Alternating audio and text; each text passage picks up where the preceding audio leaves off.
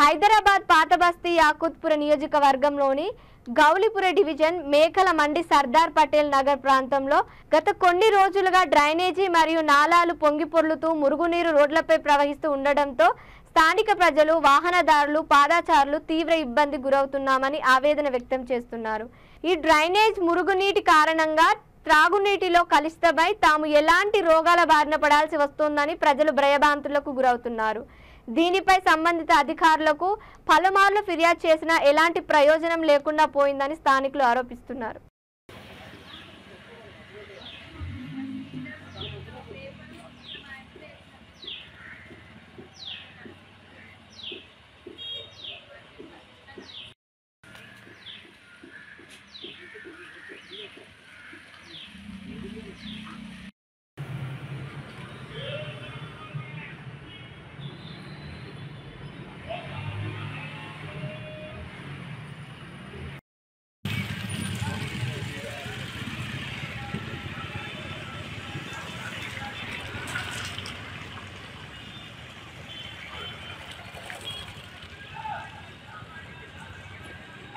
ఇబ్బంది ఉందండి। ఇక్కడ మేము ఎన్ని రోజుల నుంచి బ్రతుకుతున్నాం కానీ చెత్త ఆల్రెడీ చెత్తతోటి మేము టెన్షన్లో ఉన్నాము।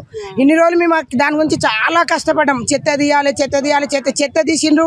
ఆ ల్యాండ్ ఎవరు కొన్నారో ఆ భగవంతునికి ఎరక ఎవరు తీసుకున్నారో తెలియదు కానీ ల్యాండ్ అమ్మేసిండ్రు। వాడు పిల్లర్లు వేసిండో బోరింగ్ చేసిండో మెయిన్ లైన్ గవర్నమెంట్ ల్యాండ్ దానికి అర్థం కావాలి కదా।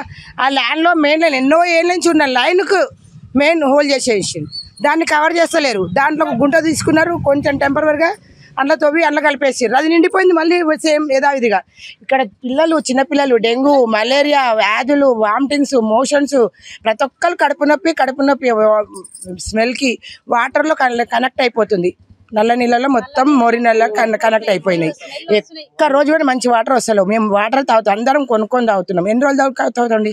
అందరు స్లమ్ ఏరియా అందరు గరీబోళ్ళు ఒకళ్ళు ఉంటారు ఒకళ్ళు ఉండరు ఇంట్లో అందరు పనికి వెళ్ళే వాళ్ళు ఎంత ఇబ్బందిలో ఉన్నాం అందులో అవన్నీ వాటర్ కాదండి మెయిన్ నడవనికి లేదు అసలు। ఎంత ఇబ్బంది అంటే ఎంతమంది అప్లికేషన్ పెట్టినామండి।